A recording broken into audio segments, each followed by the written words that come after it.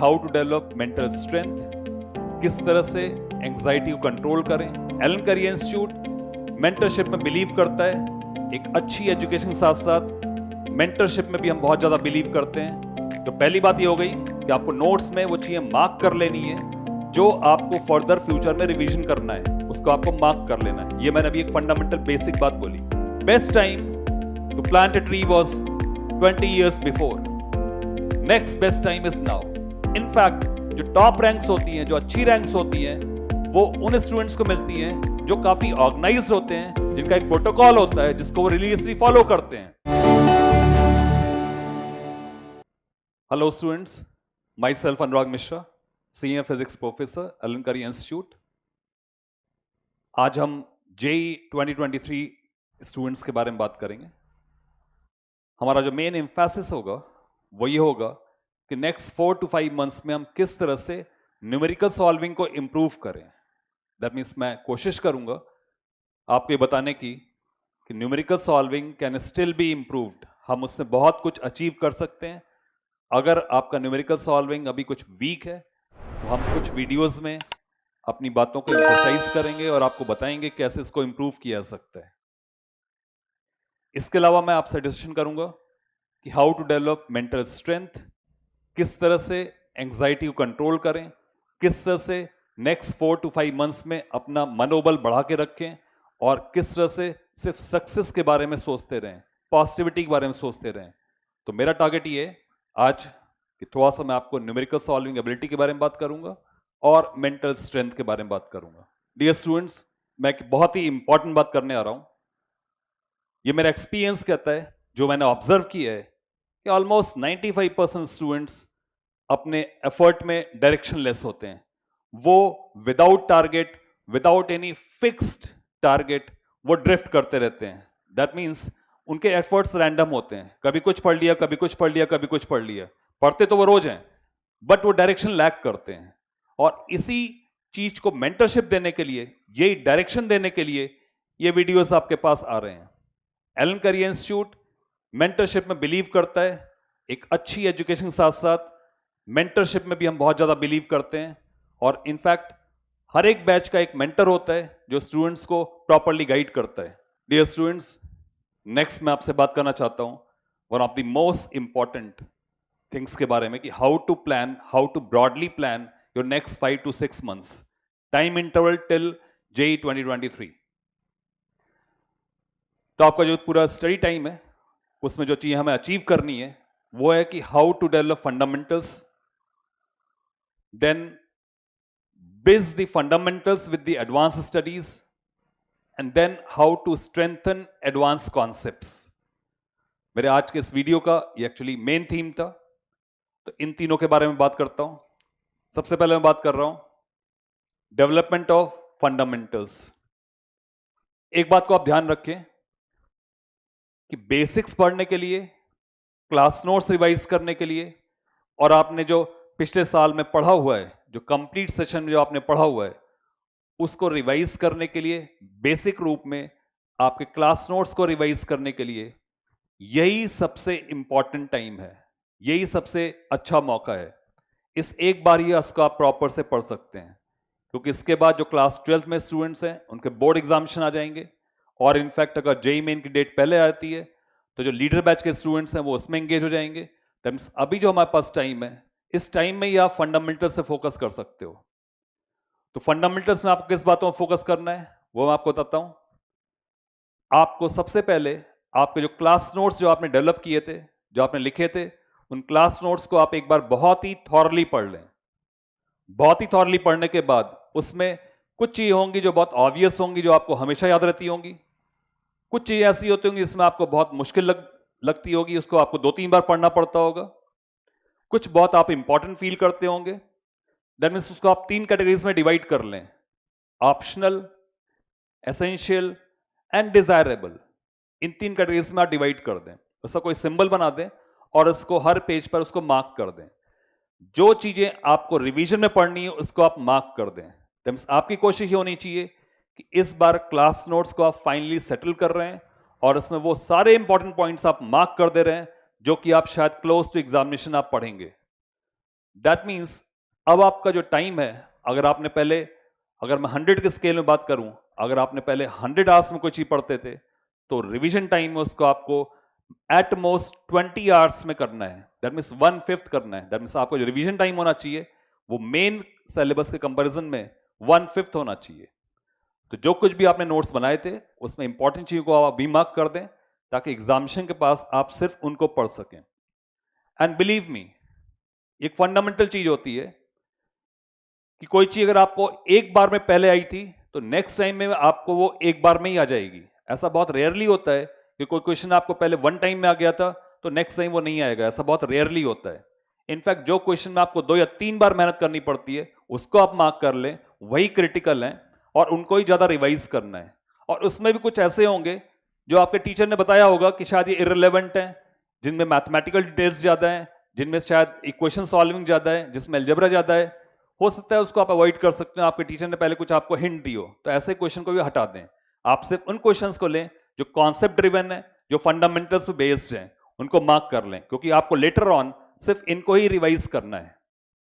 तो पहली बात ये हो गई कि आपको नोट्स में वो चीजें मार्क कर लेनी है जो आपको फर्दर फ्यूचर में रिवीजन करना है, उसको आपको मार्क कर लेना है। ये मैंने अभी एक फंडामेंटल बेसिक बात बोली। इसके बाद जो भी आपके मॉड्यूल्स हैं, उस मॉड्यूल में सबसे फंडामेंटल एक्सरसाइज आप ले लिए। सबसे फंडामेंटल एक्सरसाइज के लिए इसमें बोल रहा हूं क्योंकि जो फंडामेंटल एक्सरसाइज होती है उसमें सारे के सारे फॉर्मूले कवर्ड होते हैं। इनफैक्ट जिसने भी वो डिजाइन की होती है उस वो हर कैटेगरी के, हर प्रोफाइल का एटलीस्ट 2 से 3 क्वेश्चन रखता है। तो उस फंडामेंटल एक्सरसाइज को रिवाइज करने के बाद आपके सारे फॉर्मूले क्लियर हो चुके होते हैं, आपके एलिमेंट्री कॉन्सेप्ट क्लियर हो चुके होते हैं। मींस आपके रिवीजन में फंडामेंटल एक्सरसाइज सबसे पहले पूरी होनी चाहिए। एक बार आपकी फंडामेंटल एक्सरसाइज पूरी हो गई है तो इसका मतलब आप मान के चलें कि आपके फॉर्मूले पूरे हो गए हैं। और इसमें एक बात आप और मान के चलें, जेई मेन का जो लेवल होता है वो बहुत ही moderately above this fundamental exercise होता है, बहुत ही मॉडरेटली अबव। ऑलमोस्ट 90% क्वेश्चंस उस फंडामेंटल एक्सरसाइज पे बेस्ड होते हैं, उसके जैसे ही होते हैं। हार्डली 10% क्वेश्चन ऐसे होते हैं इनका लेवल थोड़ा ऊंचा होता है। दैट मीन्स आपने मॉड्यूल के जो फंडामेंटल एक्सरसाइज को करने के बाद आप कॉन्फिडेंट रहें कि जेई मेन के ऑलमोस्ट 90% क्वेश्चंस अटेम्प्ट किए जा सकते हैं। जो 10% बच रहे हैं वो हम एडवांस स्टडीज से हम कवर कर लेंगे। तो नेक्स्ट मैंने आपको इंपॉर्टेंट इंफॉर्मेशन ये दी कि आपके मॉड्यूल के हर एक चैप्टर का फंडामेंटल एक्सरसाइज कंप्लीट होना चाहिए। जेई मेन एक एक्सटेंसिव एग्जामिनेशन है, वास्ट सिलेबस है, क्वेश्चंस का लेवल लो होता है। क्वेश्चन का लेवल लो होने की वजह से यहां पे मेरिट हाई होती है, और आपको अगर हाई मेरिट अचीव करनी है तो आपको सारे चैप्टर्स पढ़ने होंगे। और क्योंकि सारे चैप्टर्स पढ़ने होंगे, एग्जामिनर को ये बात पता है कि आपको सारे चैप्टर्स पढ़ने हैं, इससे सारे चैप्टर्स के जो क्वेश्चंस हैं वो बहुत हार्ड नहीं हो सकते। That means most of the questions are actually of moderate level. तो अगर आप फंडामेंटल एक्सरसाइज करके पहुंचे हुए हैं तो ये जो मॉडरेट लेवल के क्वेश्चंस हैं ये आपसे अपने आप कवर हो जाएंगे। तो दैट मीन्स हमने जेई मेन के जो भी स्ट्रक्चर है, जो भी क्वेश्चन है, उसमें 60 to 70% क्वेश्चन कवर कर लिए by virtue of solving fundamental exercise. तो अब आपका एक कॉन्फिडेंस लेवल भी हाई होना चाहिए, क्योंकि आप एक फिक्स डिपॉजिट बना चुके हैं 60 to 70% क्वेश्चंस का, जो आप जेई मेन में कर ले आएंगे। डियर स्टूडेंट्स, अभी मेरा आपसे डिस्कशन चल रहा था अबाउट डेवलपिंग फंडामेंटल्स, उसमें मैंने आपको कुछ टिप्स दिए। नेक्स्ट मैं बात करने आ रहा हूं ब्रिज। ब्रिज का मतलब ये फंडामेंटल्स और एडवांस के बीच का जो गैप है उसको हम कैसे कवर करें। तो ये जो ब्रिजिंग एक्सरसाइज है ना, ये इसका सबसे अच्छा काम जेई एडवांस बेस एक्सरसाइज से होता है। आपको अगर अपने कॉन्सेप्ट्स को अप करना है और फंडामेंटली अप करना है, देखिए डिफिकल्ट क्वेश्चंस तो बहुत सारे अवेलेबल होते हैं, बट स्टैंडर्ड एडवांस लेवल के जो क्वेश्चंस होते हैं वो जेई एडवांस में ही आते हैं। In fact JEE advance paper prepare करने वाले जो प्रोफेसर्स हैं, they are very learned people, और उनकी बहुत डीप नॉलेज होती है, बहुत डीप एक्सपीरियंस होता है। तो वो ऐसे क्वेश्चन फ्रेम कर ले आते हैं जो स्टूडेंट्स की इमेजिनेशन को चैलेंज करते हैं। तो अब एक बहुत सही समय है कि आप अपने मॉड्यूल्स की फंडामेंटल एक्सरसाइज सॉल्व कर चुके हैं और आपको ट्रांसफॉर्म होना है तो टू हायर लेवल। इनफैक्ट इस वक्त अगर आप प्रीवियस ईयर्स के जेई एडवांस से क्वेश्चंस करेंगे तो जैसे मैंने आपको बताया कि वो बहुत अच्छी तरीके से डिजाइंड होते हैं, स्टूडेंट की लेटरल थिंकिंग करने में वो बहुत ही सक्षम होते हैं। तो ऐसे क्वेश्चन करने से आपकी लेटरल थिंकिंग डेवलप होगी। और दूसरी बात ये कि जो अदर एग्जामिनेशंस होते हैं, जेई एडवांस के अलावा जो एग्जामिनेशंस होते हैं, उनके जो क्वेश्चन बैंक होते हैं, they are somewhat inspired from the questions of JEE advance. तो जो ब्रिज का काम है वो जेई एडवांस की एक्सरसाइज करने वाली है। डियर स्टूडेंट्स, मैंने आपसे बात करी फंडामेंटल एक्सरसाइज कौन से करने हैं, फंडामेंटल डेवलपमेंट के क्या करना है। फिर मैंने आपसे बात करी कि what is bridge between fundamentals and advance. अब मैं आपसे बात करने आ रहा हूं अबाउट एडवांस लेवल। सबसे पहले मैं आपसे बोलूं कि एडवांस लेवल के बारे में यह नहीं सोचना है कि क्वेश्चंस का लेवल बहुत हाई होना चाहिए, ऐसा नहीं है। जेई एडवांस में भी जो क्वेश्चंस आते हैं वो फंडामेंटल्स से बेस्ड होते हैं, कॉन्सेप्ट ड्रिवन होते हैं, थिंकिंग इन्वॉल्व करते हैं। अगर आपके अंदर लेटरल थिंकिंग डेवलप हो चुकी है, अगर आपके अंदर क्वेश्चंस को प्रॉपरली रीड करके जो छुपी हुई चीजें हैं उसको बाहर निकालने की एबिलिटी अगर डेवलप हो चुकी है, तो आप एडवांस लेवल को भी आसानी से क्रैक कर लेंगे। बहुत सारे स्टूडेंट्स ऐसा सोचते हैं कि एडवांस लेवल का मतलब यह है कि हमें ओलंपियाड लेवल क्वेश्चंस करने हैं। Olympiad is a different thing. वहां पर एक पर्टिकुलर सब्जेक्ट में टेस्टिंग हो रही है, पर्टिकुलर सब्जेक्ट में इन डेप्थ बहुत ही डीप में आपसे पूछा जा रहा है, वो एक डिफरेंट सेगमेंट है। अभी जो आप एग्जामिनेशन अपीयर करने आ रहे हैं जेई एडवांस, उसमें जो एडवांस का मतलब ये होता है कि ऐसी चीज की, ऐसे क्वेश्चन को सॉल्व करना जिसको आपने पहले नहीं देखा है। एडवांस का मतलब ये नहीं है कि वो बहुत टफ होगा। एडवांस का मतलब ये है कि उसमें नया क्वेश्चन होगा, पढ़ने के बाद अगर आपके अंदर न्यूमेरिकल सॉल्विंग एबिलिटी डेवलप हो चुकी है तो उसको आप क्रैक कर देंगे। वो हार्ड नहीं है, वो बहुत डिफिकल्ट नहीं है। एडवांस का मतलब डिफिकल्टी लेवल से नहीं होता है। एडवांस का मतलब न्यू पैटर्न से होता है, एक नई थिंकिंग इन्वॉल्व करने से होता है। स्टूडेंट्स के माइंड में रहता है कि एडवांस का मतलब मेरे को बहुत हार्ड पढ़ना है, आपको हार्ड नहीं पढ़ना है। इनफैक्ट जब मैंने आपसे कहा ना कि आप ब्रिज लेवल पढ़ें और ब्रिज लेवल में आप जेई एडवांस से क्वेश्चंस करें, तो मेरा मैसेज आपके लिए सिंपल सा था कि जब आप उस जेई एडवांस के क्वेश्चन कर रहे होंगे तो आपके अंदर एक इंजॉयमेंट आना शुरू होगा। आप कहेंगे अरे वाह, इट्स वेरी फंडामेंटल, ये कॉन्सेप्ट डेवलपमेंट वाली चीज पूछ रहे हैं, मेरे को अच्छा लग रहा है, मेरे कॉन्सेप्ट डेवलप हो रहे हैं और ये नई नई चीजें पढ़ रहे हैं, ऐसी चीजें दे रहे हैं जो पहले क्लास में नहीं पढ़ाई गई हैं। और यही डिफरेंस होता है जेई एडवांस और जेई मेन में, यही मेन डिफरेंस होता है।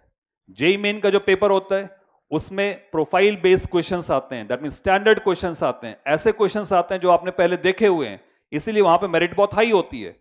जेई एडवांस में ऐसे क्वेश्चंस आते हैं जिसमें आपकी थिंकिंग इन्वॉल्व करनी होती है, नई चीज होती है। क्वेश्चन डिफिकल्ट नहीं होता है, वो नई चीज होती है, आपके लिए चैलेंजिंग होती है।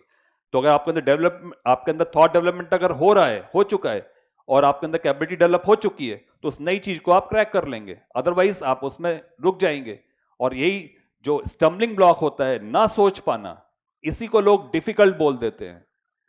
तो एडवांस के लिए मेरा आपको कहना यह है कि आप ये नहीं सोचें कि आपको कोई एक्स्ट्रा ऑर्डिनरी चीज करनी है, आपको फंडामेंटल चीजों को ही करना है।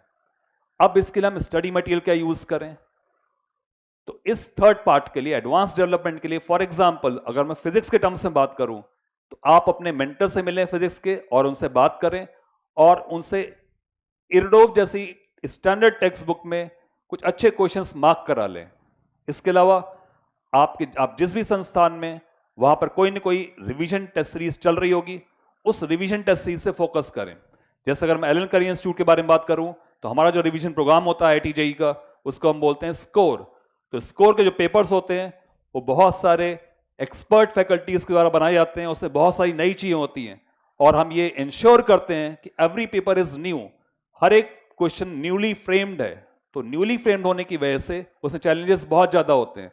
तो एलन करी इंस्टीट्यूट में एक स्कोर नाम का एक रिवीजन प्रोग्राम होता है, स्कोर टेस्ट होते हैं, उन स्कोर टेस्ट को करने से एडवांस लेवल कवर हो जाएगा। बट अगर आप किसी और संस्थान में भी हैं तो आप अपने रिवीजन टेस्ट सीरीज पे फोकस करें, they always cover the advance things. मैंने अभी आपको जो बोला है उसका जो क्रक्स था, जो उसका निचोड़ था, वो ये था कि एडवांस का मतलब ये नहीं सोचें कि हमें बहुत ज्यादा मुश्किल चीजों के बारे में बात करनी है, हम ऐसे बुक्स करने जिसमें बहुत डिफिकल्ट क्वेश्चंस होते हैं। यहाँ डिफिकल्टी वाली बात नहीं है, यहाँ पे नई चीज वाली बात है, चैलेंजिंग वाली बात है, थॉट प्रोवोकिंग वाली बात है। हमें किस तरह से नए क्वेश्चंस को टैकल करने आना चाहिए, इसकी बात है। एडवांस का मतलब है thinking new, lateral thinking develop करना, एडवांस का मतलब ये है। डियर स्टूडेंट्स, इससे पहले कि हम नए सेगमेंट में बढ़ें, मैं आपसे रिक्वेस्ट करूंगा कि आप LNJE चैनल को सब्सक्राइब करें। इससे सब्सक्राइब करें कि अभी से लेकर के JEE एडवांस तक हम आपको बहुत ही इंपॉर्टेंट इंफॉर्मेशंस देते रहेंगे, बहुत ही इंपॉर्टेंट मेंटरशिप देते रहेंगे, और आपकी जो प्रिपरेशन है उसको हम चैनलाइज करते रहेंगे। एंड बिलीव मी, आपको बहुत ही इमेंस इससे रिटर्न मिलने वाले हैं, आपको बहुत ज्यादा फायदा होने वाला है। तो प्लीज पहले इसको आप सब्सक्राइब करें। ध्यान रखें कि वीक में ऑलमोस्ट 2 to 3 वीडियोस हम प्रोवाइड कर रहे हैं, उसको आप थॉरली देखें और फॉलो करें, स्ट्रिक्टली फॉलो करें, because mentorship programme of Allen is very powerful programme, और बहुत सारे स्टूडेंट्स को इस प्रोग्राम की वजह से बहुत ज्यादा सक्सेस मिलती है। डियर स्टूडेंट्स, आप इस बात को रियलाइज करें कि किसी भी मेंटरशिप प्रोग्राम का जो मेन टारगेट होता है वो ये होता है कि वो आपके एनर्जीज को चैनलाइज करे, आपको एक फिक्स ट्रैक पे रखे, और आपके अंदर जो रैंडमनेस है, जो डिसऑर्डर्डनेस है, दैट मींस जो आप रैंडम एक्शंस लेते हैं और अपना टाइम वेस्ट करते हैं, उसको कंट्रोल करे।